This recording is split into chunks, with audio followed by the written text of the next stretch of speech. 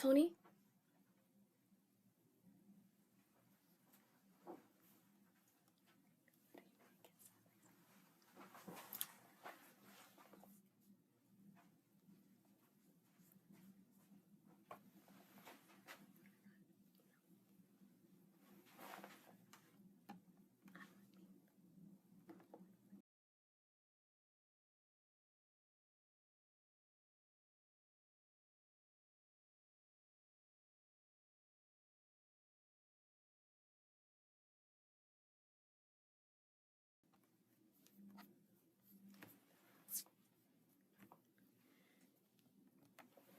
Hi, everyone. Thank you for joining today's session. I apologize for the extended delay. We're going to get started right now. Thank you for joining us. I hope everyone's having a great day.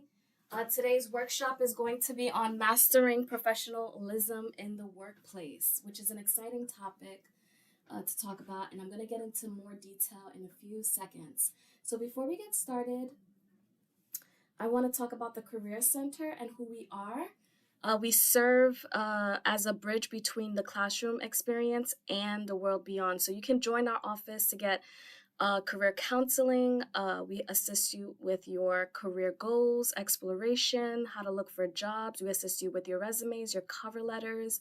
If you have a personal statement, we will assist you as well, as in addition to that, interviewing prep, networking, and LinkedIn help. In order to schedule an appointment, you should have access to Handshake by signing in with your Fordham credentials.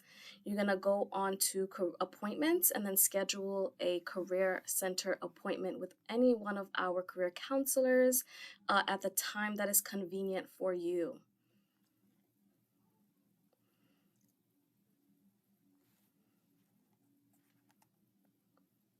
So what is the purpose and value of professionalism? So ultimately, professionalism refers to the conduct and the behavior as well as the attitude that is expected in a professional setting.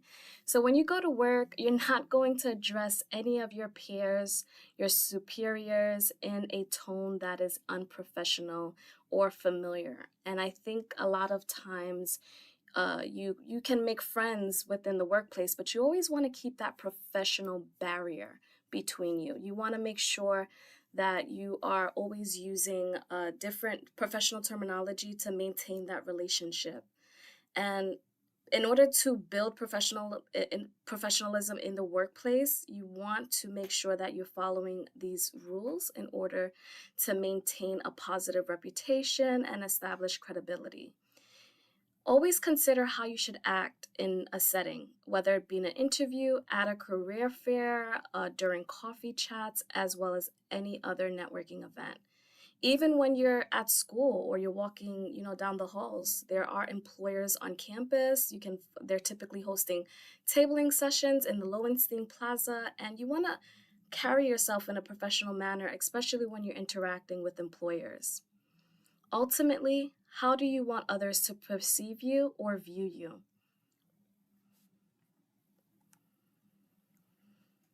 Whenever you're attending a career fair or any type of networking event, or even just going to work, you want to make sure that your dress code is in alignment with the company's policy. If you are working for an organization that values business attire, you don't want to go to work with jean shorts or a t-shirt or anything of that sort unless it has been mandated by your superiors and it is okay to do so for a specific day. But other than that, you want to ensure that your dress code is in alignment with the company's policy. You want to ensure that you are maintaining your personal hygiene and maintaining your grooming as well. You always want to make sure that you're dressing for success to the highest capacity in your field. So for example, if you're a pre-med student or pre-law student and you're interacting with individuals in this field and or going to an interview in any capacity, you want to ensure that your attire dictates that industry. You want to ensure that you are dressed to the highest level, and you want to make a good impression. So you don't want to roll out in your pajamas. If you have a virtual interview, you don't want to, have your robe on or anything of that sort during an interview or anything in that capacity. You want to make sure that you're being dressed in the proper manner at the time of your interview or when you're going to work. If you're in need of professional attire, we do host our annual pop-up closet in the fall and in the springtime at both campuses, Rose Hill and the Lincoln Center campus. And it will be posted on Handshake in the coming weeks with our new date for our next pop-up closet. If you need attire right now as it stands, you can come to the Career Center where we would have clothing available for you to access.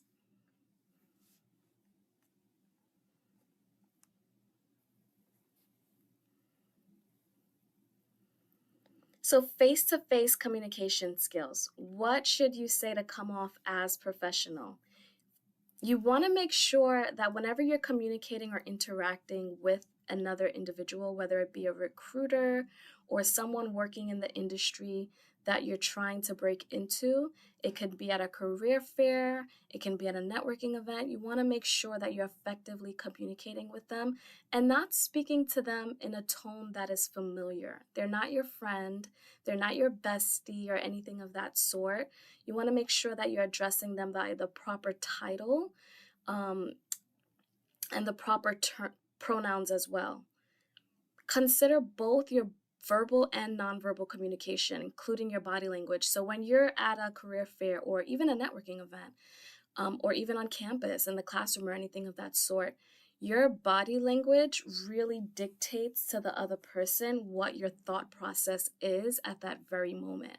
So if I'm in front of you and I'm a recruiter for a company and I am trying to sell you on, who we are, and I'm giving you information about our brand, and I'm talking about all of these great opportunities. If your phone is out and you're looking down at your phone, you're texting, you're not really making much eye contact, this can dictate to the other individual that you're not really that interested, and it doesn't show that you even carry yourself in a professional manner because you're not respecting what they have to say or anything of that sort. Now, when you're in the workplace, it's very important that you practice your body language as well during team meetings or any type of meeting with your colleagues or your superiors. You want to make sure that you're actively listening and you're using techniques to show that you are fully grounded and concentrating on what is being said to you. So again, if you're having a team meeting and your superiors asking for input around the table and you're knee deep in your phone, that's going to indicate that you're not that interested, you're not paying attention, and you could honestly care less about what is being said. You want to make sure that you're maintaining these relationships because every person that you work with can definitely be a reference for a future endeavor. And if you have poor characteristics, they won't deem you as a great professional. And they would never recommend you. So be careful and be cognizant of your behaviors, your body language, your verbal and nonverbal responses, as well as facial expressions. I know that they always say that you can read a person's mind by looking at their face, right? I think a lot of times, just on a personal note, my friends always say, "Wow, Bia, you really thinking some stuff over there. I could see it all over your face." So imagine that in a work setting, and imagine making or scrunching up your face if you don't agree with something. That is not appropriate, and you want to make sure that when you're working on a team that you're being receptive to anything that is being said. And if you don't agree with something, you should state it in a professional manner, but not use your facial expressions to show that you disagree, or it can be taken the wrong way amongst your peers. So think about that. Personalize your pitch to you and your audience, and be mindful to others' time as well as the situation or circumstance at hand. So email etiquette, when you're working amongst a team, or if you're communicating with your superiors or colleagues or anything of that sort, you want to make sure that you're being very professional even when you're writing out an email. You want to make sure that your email dictates professionalism in every capacity. So, who are you addressing in this email? You want to make sure that your subject line is very clear.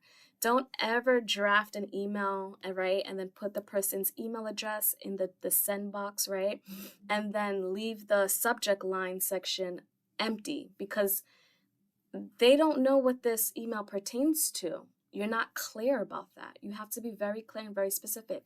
If your email is about submitting a vacation request, you can put RE, which is short for regarding, and then you're going to put vacation request so that your superiors know that you are looking to submit a request for time off, or you need to have a conversation with them about submitting vacation days. So think about what you want to say and be very specific. You want to make sure that your message is concise and very clear. And it makes sense. You always want to use professional signatures. You want to avoid using slang, and, you're not texting your friends or anything of that sort when you're sending an email amongst your peers and colleagues. You want to make sure that you're using full sentences and things of that sort. So be very careful and be very considerate of this when you're drafting your email. So subject line best practices, the subject line of an email should be, again, straightforward, relevant to what you want to talk about or meet about. If that is your intention within with the email, you want to be very descriptive, and you want the person on the receiving end to understand the purpose of the email. So you don't want them to leave their office and say, hey, what is that email about that you just said? I have no idea what you're talking about. Can you give, it saves time, and it's very professional when you follow these instructions along these lines. When you are creating your email, make sure you're proofreading it before you're sending. And like I said before, avoid slang or informal language. A familiarity can oftentimes breed disrespect. So you want to make sure that you're addressing every person in a respectful manner, and operate in that capacity when you're drafting your email. And use a professional tone. So time management. This is such an important factor as it relates to working in any workplace or any environment. You want to be very professional in all capacities, and that includes time. How do you manage your time? When you have an interview and you finally land that internship, or you finally land that job you've been hoping to get, how do you manage your time? How do you showcase to the employer that you've been selected as a great candidate and you're going to showcase this to them? Are you showing up to work late?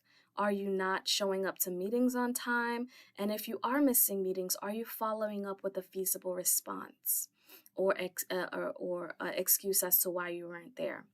So time management is very crucial for meeting deadlines, prioritizing tasks, and maximizing productivity. So again, in order to be a successful professional, and be viewed as a professional, you want to ensure that you're respecting everyone's time. So always show up on time, if not 5 to 10 minutes early. When you're going to work, try to show up on time as well, especially because you want to ensure that you're not showing your superiors that you care less about the job you have to do. You care less about the deadlines that need to be met. You care less about prioritizing tasks. You're not really putting an emphasis on the importance of it because everything is late. You want to keep that in mind, and you want to maintain, these relationships again, especially for future endeavors. You want to make sure those recommendations are spot on, because you won't be able to call them for a recommendation if you are not a good professional. You want to make sure that you're properly planning, organizing your days. You want to make sure that you are utilizing a calendar to leverage time slots and make sure that you're allocating the proper days and times for specified activities or tasks or projects. If you're running late, like I said, make sure to notify the individual as soon as possible. Things happen, sometimes it's personal things. Sometimes you have a really bad headache and you're just not, there, and you're pretty much slow on everything. And, communication is key, and that's what makes a really good professional. We all have our off days. We're not saying that you have to be robotic and you have to make sure you do everything perfect to a T. Absolutely not. But you're leveraging communication is really going to make you that best professional in the workplace, because people are human, and oftentimes your superiors and your colleagues understand. So if you're having an off day and you're not really up to speed, communicate that. Maybe, your request could be, may I please skip this meeting? I have a very bad headache, and you're being honest about your circumstance, and that is understandable. It's all about communication. But if you're running late, send a message to your superior. If you're running late to work, or you're running late to a meeting with a client, you want to make sure that you're effectively communicating, and that's what's going to deem you as a great professional in the workplace. Figure out how to best manage your time, because everyone is different. I'm not a great note taker. I'm the type of person that I love to follow up, with an email or anything. I'm very poor at note taking, so that's not my best suit. I would either immediately put it in my calendar, or follow up with an email, just so that I have the paper trail. But writing notes is not that strong suit for me personally. But figure out what works best for you. If writing down in a notepad is what is going to remind you, or setting alarms at the top of every hour, if that's going to help you, do what's best for you.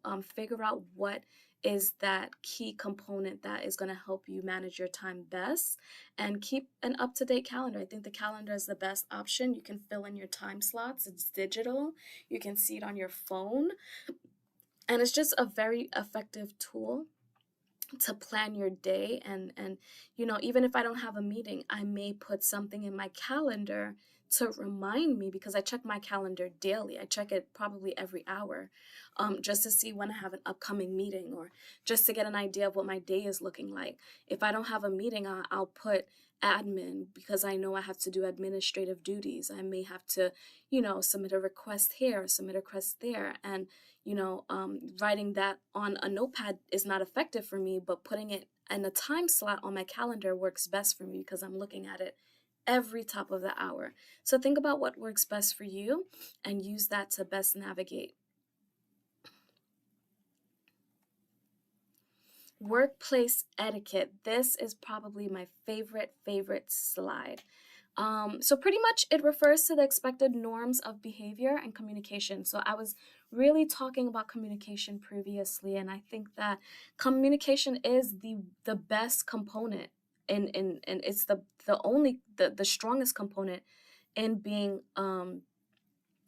able to master professionalism. So what is it? And what is workplace etiquette? It's punctuality. It's being able to be on time, or giving a sufficient excuse or response as to why you're not on time. It's being courteous in communication.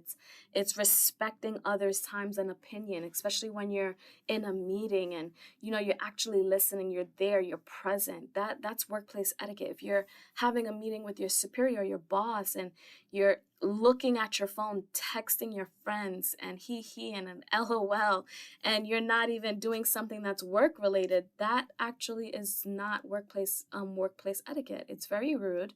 And it just really shows that you can care less about what is being said. It could be really something important that is going to be beneficial to you. So think about that.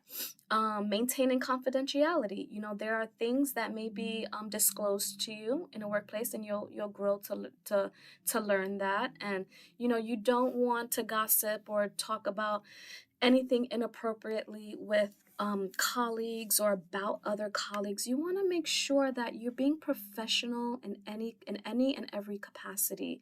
You want to make sure that you're being respectful, where your body language is respectful. I also want to bring up this topic because I think, it has been brought up to me in a couple of different instances where, sometimes you don't get along with a colleague, but you don't have to not say good morning. You don't have to be rude or roll your eyes when this person is talking during a meeting. These are all things that, people go through when they get into a workplace. There are so many different personalities. There are so many different opinions. Being respectful is the winning prize. It's always going to win. Being rude, it puts you in a sour mood, and you're not really thriving when you're being negative or mean to someone else. So think about that. Not everyone is always going to agree. You're not gonna mesh with everyone's personality, but you always want to be respectful and professional. And sometimes the one person that you mistreat could be the one person that could really help you in the long run. So be cognizant of that. So what it is not. Workplace etiquette is not consistently late. Being consistently late. You being consistently late does not showcase workplace etiquette. You speaking over colleagues or interrupting them, disrespecting them, sucking your teeth, rolling your eyes when they're talking because you don't agree or don't care about what they have to say, that is very inappropriate. That is something that you don't want to do. That is very familiar, very disrespectful, and very out of line. So you should never operate like that anywhere, not even in the workplace. You shouldn't do that, period. So using inappropriate or offensive language, not appropriate for the workplace. You have to understand, especially the industries that you may be interested in working with. If you're in business and you're in finance and you're looking to work in finance or at an accounting firm, you're dealing with clients. You're dealing with C-level executives. They're walking in with a suit and tie, or they're walking in, with very professional attire, and they're coming to do business, and they do not need to hear the F-bomb or anything that is inappropriate. So be very cognizant about what comes out of your mouth, because it may dictate you actually losing a relationship or a business client. So keep that in mind. Ignoring emails or messages from colleagues and clients and supervisors. There are times when my boss emails me and I have walked into 133 emails and I'm like, where in the world did this come from? And, you really want to think about how you want to address that. So if I know my boss, Kevin Moncayo, sent me an email and I see it pop up, but I'm swamped, I would stop by his office. Hey, Kevin, I saw your email. Please just give me a few. I'm getting to everything you requested, and I'm going to have a response for you in a couple of days. Just give me some time, please. Communication, that's all that matters. So, you not saying anything is literally the worst thing, because you don't want to, have someone address you about an email that they sent to you last week that had some important content in there that you did completely disregarded. So keep that in mind. Gossiping, completely unruly and not appropriate. Gossiping is actually not a great characteristic to have, period, in the workplace or otherwise. It stirs up a lot of confusion, and you don't want to spread rumors in the workplace. The workplace is somewhere where you'll be for 8 hours at a time, and some places require you to be there for 12 hours. Imagine walking into work and you have your personal life, you have family stuff going on, and now you're going to be in a room with people, and you're there for 12 hours, and it's like stress, because there's so much drama, there's so much confusion. This one said that and that one said this. Keep it professional. Hi, good morning, how was your weekend? Very simple. And you will make friends in the workplace. I'm not saying don't make friends. What I'm saying is maintain that barrier of respect always. Never cross the line, and don't cross the line where you're talking about other people or spreading rumors. That is probably the worst thing you would want to get involved in, especially at work. Not respecting personal space. So, for example, let's say someone comes in to work and they're having a rough day and they just go straight into their office and close the door. I would really think about how you want to approach the situation.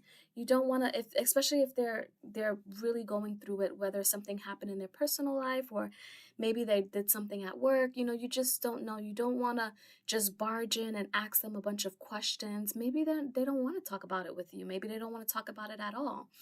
So keep that in mind. You want to make sure that you're always trying to discern the situation at hand, and you want to make sure that you're being cognizant of the environment and the people around you. Be very, very discerning of that. Never taking credit for someone else's work. Absolutely inappropriate. If you know someone has worked hard on a project and or a presentation or any type of assignment that you contributed zero, but sometimes lines get crossed where you're kind of working on something, but you're working on it with someone else or maybe a few people. You want to always acknowledge your team, especially if you didn't do the work entirely yourself. You don't want to use terminology like I did this all by myself, thank you, and you're giving this whole applaud ceremony speech to yourself. Absolutely not. You need to give credit where credit is due, and you never want to take credit for someone else's work. Everyone works hard. You work hard. The person next to you works hard, but you guys work hard in different capacities, and sometimes that's okay, but never steal someone's work or idea and claim it as your own. It's very hurtful. So workplace ethics refers to the moral principles and values that guide behavior and decision making in the workplace. So I think this is really an internal aspect or an internal component of professionalism. It ties into a great capacity because if you're not an honest person, that will affect your work. If you don't have integrity, that will affect your work. If you as a person don't take any accountability, have never taken accountability, you will not succeed at work. And if you're not a respectful person, it will spill out into work. A lot of times, individuals may say, I'm not that respectful, but I'm respectful at work. That may last for a short while, but eventually that will spill out, especially if that's not who you are.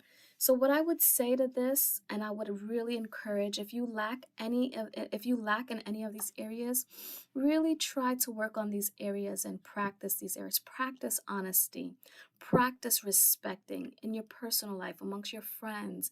Practice taking accountability, because when you practice these 4 areas, it really exudes in your work in the workplace. So this is a very personal component that reflects in your work at any given organization. Please list any questions in the chat box. I will get to them after the presentation.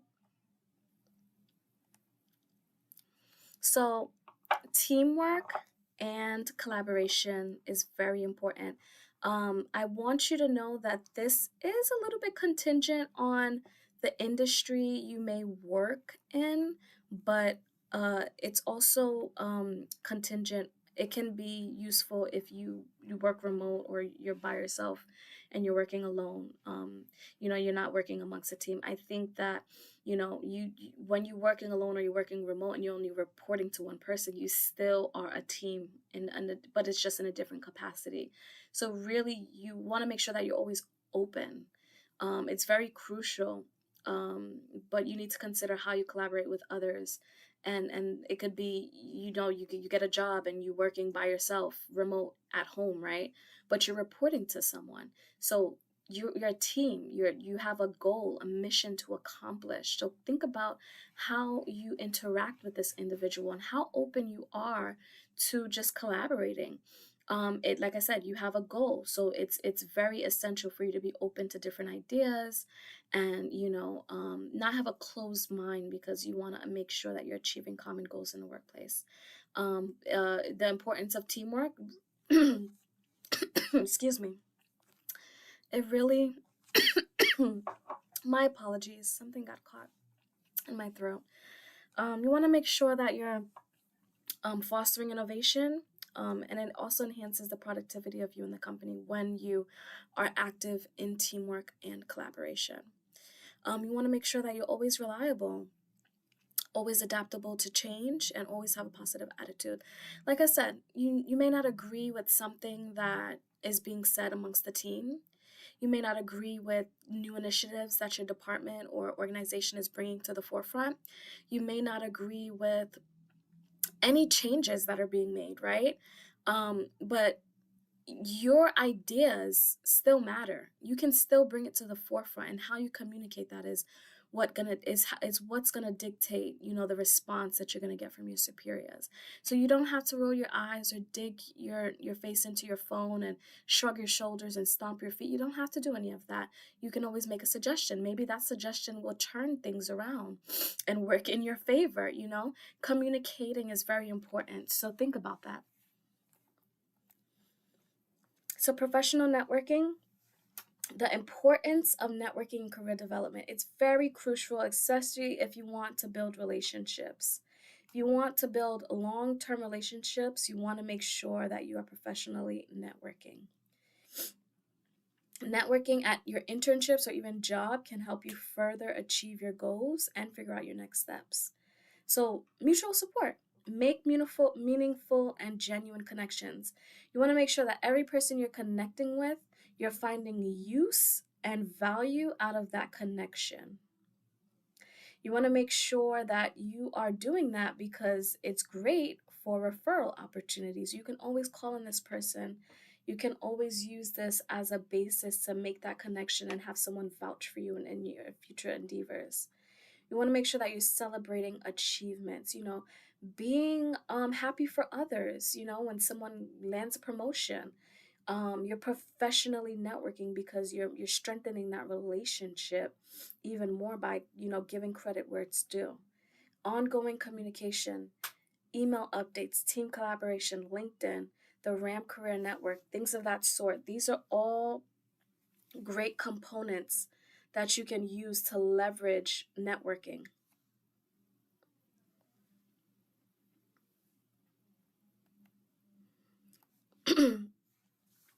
So with the rise of of jobs going more remote, even interviews that has now gone remote, a lot of students, a lot of people are getting interviews and job opportunities in a virtual capacity or virtual setting. That does not mean excuse me, that does not mean that you don't have to be professional because you are working from home. Your environment doesn't your environment is the only thing that changes, but you're still in a virtual world with your team, with with your institutional organization. You always want to make sure that you're still being professional. If you have a 9 o'clock meeting over Zoom, you're not supposed to be in pajamas. You're not supposed to be in pajamas.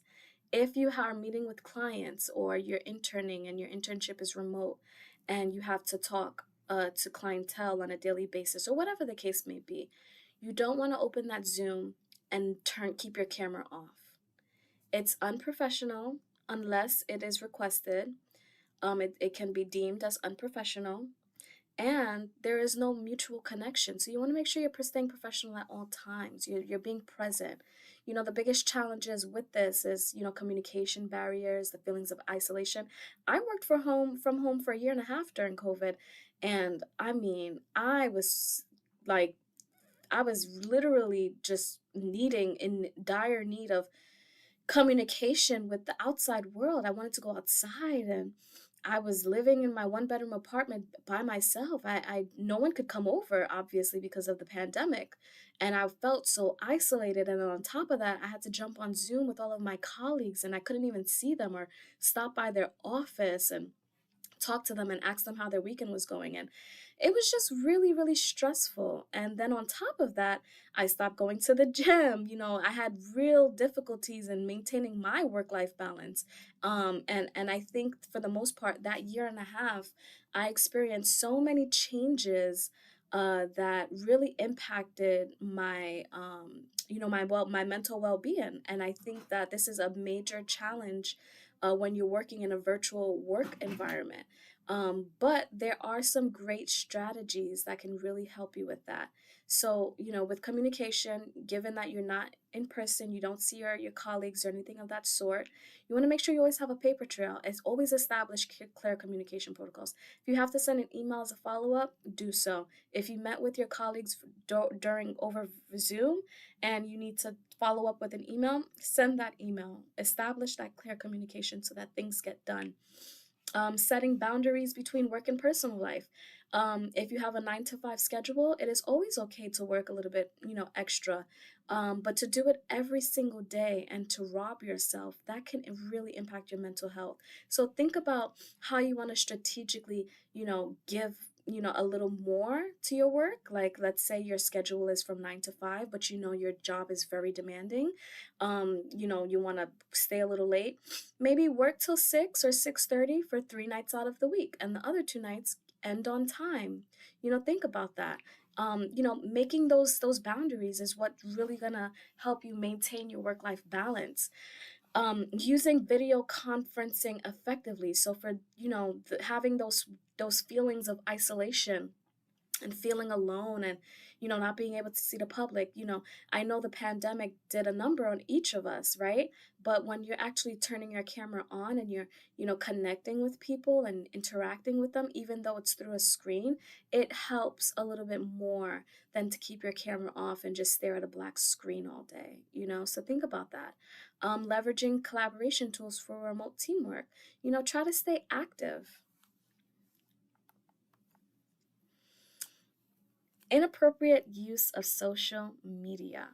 So in any type of job you have, um, most of the time you get a work email. When you get that work email, never use that email for social media, especially not Instagram, especially not Facebook. Never sign up using these emails, okay? Because um, it's inappropriate and it's not professional. You want to make sure that you are keeping your personal and your business life completely separate, okay? You want to make sure that you're never posting negative or derogatory comments about the company. You're not commenting on anything negative about the company or the clients or anything personal on social media accounts. Never share confidential or proprietary information about the company to colleagues or about colleagues on social media platforms either. You don't want to engage in online arguments or even debates. That's very stressful, even just to do on a personal level. To argue online and to have very, inappropriate debates where you're using foul language, it's very, very stressful and takes a mental toll on you. So I wouldn't even recommend you do that in your personal time. But you are free to do whatever it is that you want to do. But I don't recommend it, and I strongly don't recommend you do so in the capacity of work. You don't want to intertwine your personal and your business social media accounts. How can you use social media for good in your field, such as Instagram, Twitter, or TikTok?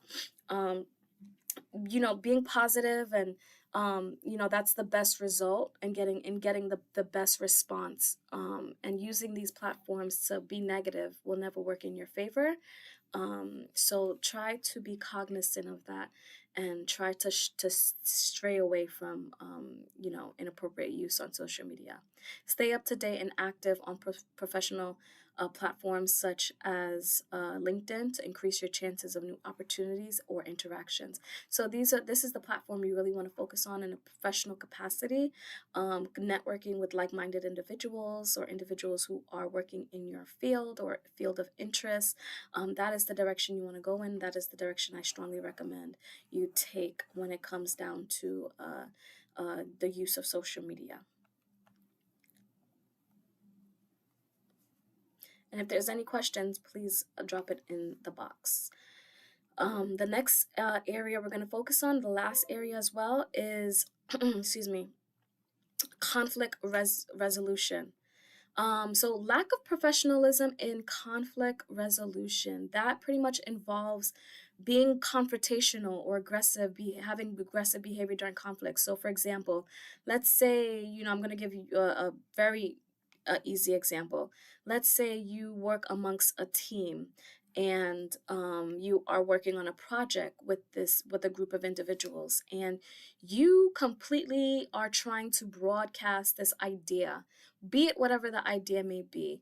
I think that you should really, really think about how you want to approach the situation. You should never use aggression to communicate what it is that you have to say. You should never be slamming your hand on the desk or breaking and throwing your notebook and kicking the chair. That is not how you communicate. And that is not something you want to showcase in a workplace. You're going to make your colleagues afraid of you. You are more likely going to get escorted out of the building by security. And depending on the level of this behavior, you can oftentimes get fired. So, you don't want to use this type of behavior to dictate um, your communication and expressing exactly what your idea is. So you don't want to also resort to personal attacks. You don't want to insult anyone when you're trying to communicate with them. So again, let's go back to that example. If you are trying to express an idea and everyone's trying to shut it down, they're like, no, I don't think that's going to work. I don't think that's a great idea. Or, we're not going to do that. We're going to stick to what we're going to do over here. And they're completely just disregarding you. Now, anything that I just said right now, it wasn't disrespectful. All they're doing is not agreeing with what you have to say, and they don't want to do it, which is lawful. That there's nothing wrong with that, right? So when you respond by saying things like you're an idiot or you don't know what you're talking about, you're dumb, using foul language like that or breeding insults will never work in your favor. It will never, absolutely never. There's no excuse. There's no mediation in that. You are completely wrong, and it is completely inappropriate. So think about how you would like to respond and take this as an option out. Escalating conflicts rather than seeking constructive solutions. So again, using negativity to thrive on, finding a response that you want is never going to work in your favor. You don't want to escalate the conflict even more. You can effectively communicate your issues and your thought process using professional language and clearly express what you have to say with dignity and respect. Ultimately, consider how you want to be treated when networking or engaging in the workplace. So treat others as you want to be treated. Do unto others what you would like done unto you.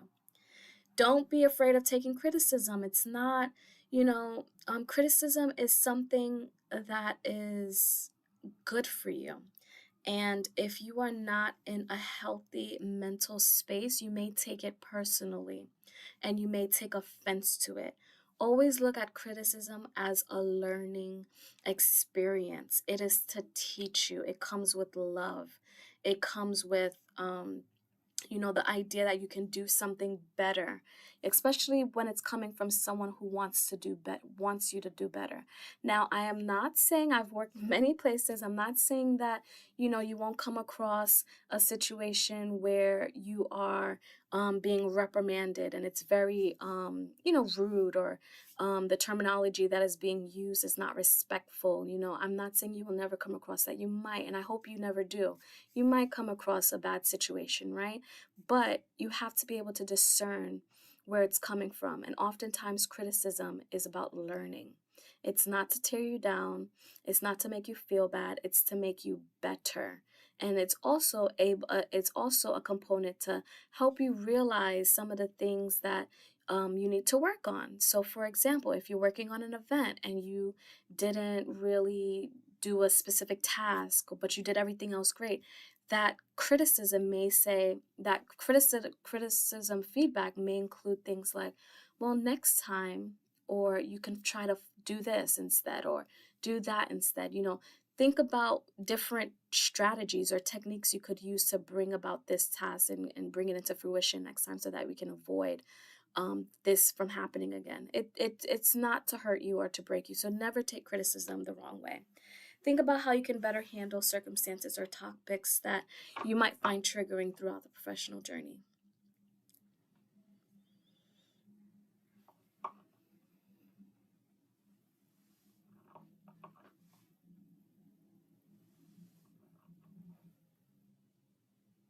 Thank you for joining. Are there any questions?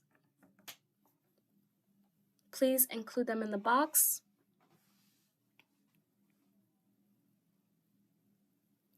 Okay, someone asked, what's your number one takeaway for how I can improve my professionalism? So I would say my number one takeaway is to always maintain a barrier and separation from your personal life to your business or professional life. You never want to breed familiarity in any capacity. So, for example, you always want to make sure you're dressed professionally. You're always prepared, always on time. These are the key areas that will showcase to your superiors that you are a great candidate. And this is what's going to strengthen that recommendation when you need it for future endeavors. And I think it's very important you think about all of the components of, your presence, your how you speak to your superiors or colleagues. These are all the most important components that is going to make you a great candidate or a great professional per se. Someone asks, how do I reconnect with someone who I might not have acted the most professionally towards before? Oh, that's a great question. I think for the most part, when you're trying to reconnect with someone who you might have not acted the most professionally towards before, if the person doesn't bring it up in conversation, I would, I don't know in what context you're asking that in, but if it was something maybe to the extent of you didn't really talk to them much, or you didn't really address them much while you work with them, I would send them a message on LinkedIn, connect with them, right? And say, hi, it's been such a long time since I've seen you. I hope you're doing well. I would love to reconnect over coffee if you're free sometime. Leave the door open for them to decide if they would move forward. But if that's someone that you haven't connected with them professionally, in the past, the fact that you're reaching out would probably indicate to them that you're interested in starting a professional relationship. So that's a good way to reach out to them. All right, so please make sure to follow Fordham Careers for more information about our upcoming events, and consider setting up an appointment with either myself or any one of our career counselors through Handshake for a more personalized one-on-one conversation. And you can do that through Handshake once again, and choose the time and availability that works best for you. I hope you got some meat out of this presentation. Hope everyone has a great weekend, and I look forward to connecting with all of you sometime in the future. Have a good one.